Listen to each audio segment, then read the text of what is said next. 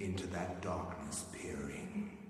Long I stood there, wondering, fearing, doubting. Eternal Darkness, Sanity's Requiem. GameCube, the most recent game on my list that I can cite as being massively influential in my life. I remember first learning of this on the VHS tape that Cube magazine gave away free during the run-up to the GameCube's release, though I believe it might have had its development start on the N64. So I would have picked this up around November 2002. I got it in Computer Exchange, theme of the day here, for the absurdly low price of £10. And though I say I got it, what I mean is a classmate who was in there at the same time as me sort of went to the counter and got it for me because it's a 15 and I did not look anything close to being 15, though I was. Anyway, thanks Owen! Eternal Darkness was a game that greatly expanded my mind. It nurtured a love and interest in storylines that span generations, parallel dimensions, and ancient deities.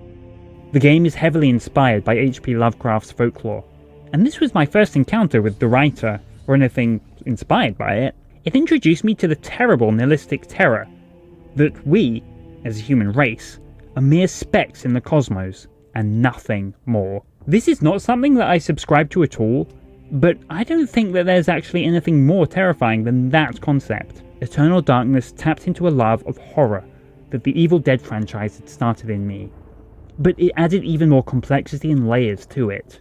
I since went on to read Lovecraft's work and watch some of the films based upon it, the Reanimator trilogy being a particular favourite of mine. The dialogue in this game is also some of the best ever written for a game.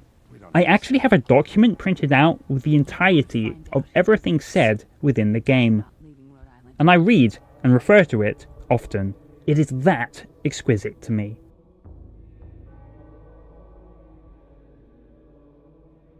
As a writer and actor, it taught me a great deal. Convincing and enthralling dialogue, how to react to terror, and how to portray insanity. A lot of the time, my go-to acting switches can be drawn from this game, and putting myself in the shoes of a character from it. Ah, Miss Rivers, you're just in time. The summoning spell I began 2,000 years ago is finally complete. You will now have the honor of becoming the first morsel for my Lady Zelatoth.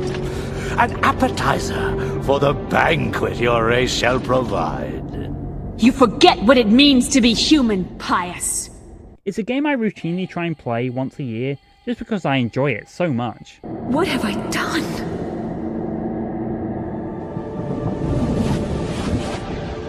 Video games get a bad rap for being mindless at times.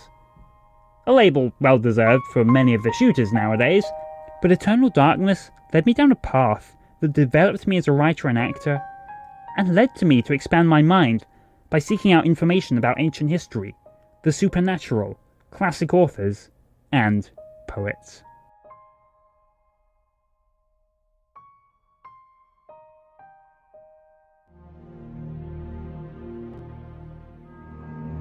Where emptiness had been, new knowledge now seeped inside. Something happened then. I realized that I was not the only one, that there were many others like me, in other places, other universes, fighting the same fight.